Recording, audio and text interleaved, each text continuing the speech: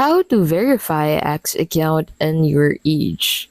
So to verify your X account, you need an active X premium subscription. So to get a subscription, go ahead and click on your profile at the top left of your screen.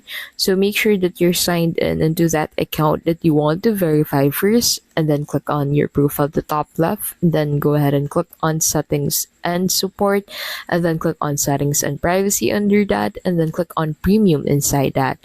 So on this section, go ahead and choose a subscription plan that you want to use.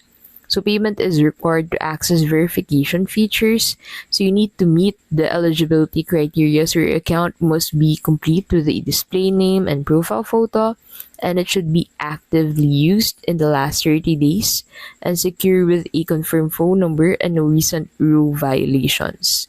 Now, after availing premium, go ahead and wait for the review. So after subscribing, X will review your account. If approved, the blue checkmark will appear next to your name. Now, if you want to verify your age on X, after verifying your account, you need to head over into the privacy and safety tab on settings, and then in here head over to your account, and then head over to age verification.